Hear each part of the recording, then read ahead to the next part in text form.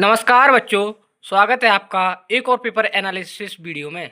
आज की वीडियो में हम सॉल्व करने वाले हैं कक्षा 9th का त्रैमासिक पेपर। ये स्टैंडर्ड मैथ वाला पेपर है। आपको बेसिक मैथ वाला भी मिलेगा। आपको दो मैथ होते हैं, आपको पता ही होगा। सबसे पहला क्वेश्चन है आपका 243 का 1/5 का मान क्या होगा। तो आपको इसका 5 बार करना है गुणनखंड। तो इसका आंसर आएगा 3, ऑप्शन ए 3। अगला क्वेश्चन है आपका निम्न में से बाय एच पर स्थित बिंदु है। तो इसका ऑप्शन बी हो जाएगा, ऑप्शन बी 0,1, नहीं ऑप्शन सी 0,1। अगला क्वेश्चन है आपका दो परिमित संख्याओं के बीच कितनी परिमित संख्याएं होती हैं। तो सबको पता है परिमित संख्याओं के बीच परिमित संख्या अनंत होती हैं, इन्फिनिटी तक जाता है इसका मान। अगला क्वेश्चन है आपका एक घन के कितने फलक होते हैं। आप लोग पहले घन बनाना, उसके फलक 6 निकलेंगे, अगर नहीं निकले तो मुझे बताना। अगला क्वेश्चन है आपका 2/3 व 1/3 का योगफल होगा। तो इसका 3 एलसीएम आ जाएगा और 2 और 1 3 जुड़ेगा तो 3 से 3 कट जाएगा, तो इसका योगफल 1 होगा।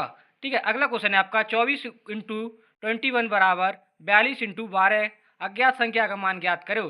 तो ये 12 बचेगी, क्योंकि आप उधर गुणा करोगे तो 22 से 24 कट जाएगा और 2 से भाग जाएगा तो 12 बचेगा। ठीक है, ये सॉल्व हो गया आपके बिना पेन की। तो अगला क्वेश्चन आपके ऑब्जेक्टिव क्वेश्चन पूरे हो चुके हैं। अगले आपके हैं खालिस्तान। खालिस्तान में फैला है 2x² + 2 की घात क्या है। तो इसमें 2 घात आएगी, क्या आएगी, 2 घात आएगी। देखो अगला खालिस्तान आपका पाई एक संख्या है, तो सबको पता है पाई एक अपरिमेय संख्या है। ठीक है, पाई कैसा मान है, अपरिमेय। अगला है 240 डिग्री का मान। तो 240 डिग्री का मान होता है 1, क्या होता है 1। अगला है 4x³ + 4 बहुपद में x³ का गुणांक 4 है, क्या है x³ का गुणांक 4 है। अगला क्वेश्चन है आपका x4 - 4 का शून्यांक क्या होगा। तो इसमें +2 और -2 दोनों बनते हैं, प्लस माइनस के शून्यांक दोनों आते हैं। अगला क्वेश्चन है आपके पास 100 का स्क्वायर 1/2 का होल स्क्वायर 2 का मान क्या होगा। तो इसका मान 100 होगा, क्या होगा, क्योंकि घात से घात जब आपको पता है कि घात से घात कटे जाएगी तो 1/2 से 2 से 2 कट जाएगा तो सिर्फ 100 बचेगा। अगला है आपका ओटी जोड़ी, क्या है ओटी जोड़ी। तो इसमें सबसे पहले आया आपका 125 का -1/3, ये मिलेगा आपका 1/5 से।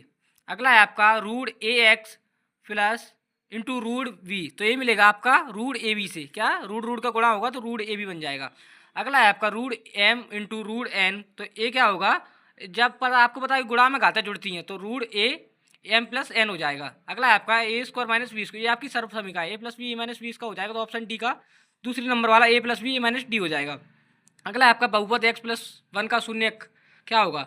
तो इसका हो जाए -1, क्योंकि इधर x = 0 करोगे तो आप x का मान उधर ले जाओगे तो x = -1 हो जाएगा।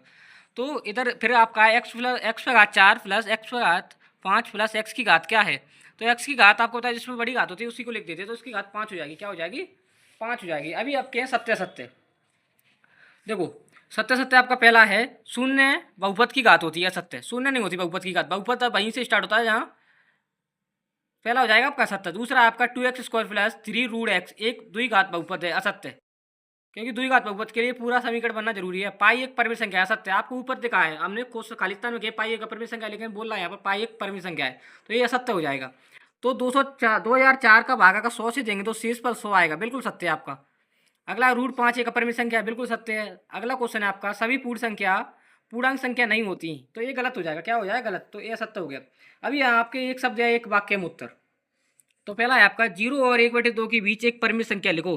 तो आप कोई भी परिमित संख्या लिख सकते हो, जरूर नहीं आप 1/8 लिखो, 3/8 लिखो, कोई भी लिख दो, तो इसका आंसर आप 1/8 भी लिख सकते हो। आगे क्वेश्चन है आपके 238 का भाग अगर आप 23 में दोगे तो शेषफल क्या बचेगा। आप इसको इकाई के अंक से यूनिट से सॉल्व कर सकते हो। तो लास्ट में 8 बच रहा है, 23 का 210 बार जाएगा तो डायरेक्ट 8 बचेगा, इकाई यूनिट से यूज करो इसको। तो अगला है आपका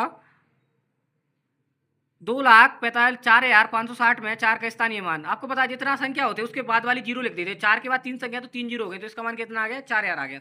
1/2 + 1/2 का मान ज्ञात करो। आपको पता है कि इसका 1/2 मतलब 1/2 का मतलब क्या होता है, आधा आधा आधा जोड़ेंगे तो इसका मान 1 आ जाएगा। ठीक है। अगला है आपका 3, 9, -4, -10, 5 को आरोही क्रम में लिखो। आपको पता है आरोही क्रम मतलब बढ़ता हुआ क्रम होता है। तो सबसे छोटी संख्या माइनस वाली होती है, तो सबसे पहले माइनस, जितना बड़ा माइनस की संख्या उतना छोटा संख्या, तो सबसे बड़ा माइनस इसमें 10 है, तो सबसे छोटी संख्या हो जाएगी -10, -4, 3, 5, 9। अगला है आपका 1.2 + 2.23 + 3.14 का मान ज्ञात करो। इसको भी आप यूनिट डेट से कर लो, हालांकि ऑप्शन होता है यूनिट डेट से होता है, लेकिन 6.57 इसका आंसर हो जाएगा। अगला क्वेश्चन है आपका x² - 4 के शून्यांक ज्ञात करो। तो इसका भी वही a² - b² से करोगे तो +- का 2 आ जाएगा। ये आपके क्वेश्चन है, आप जल्दी जल्दी स्क्रीनशॉट ले लो। अगर क्वेश्चन के मैं बोलने लग गया तो आपका वीडियो काफ़ी लेंथी हो जाएगी, आप इसकी स्क्रीनशॉट ले लो और अपने पेपर में धमाल मचा के आओ।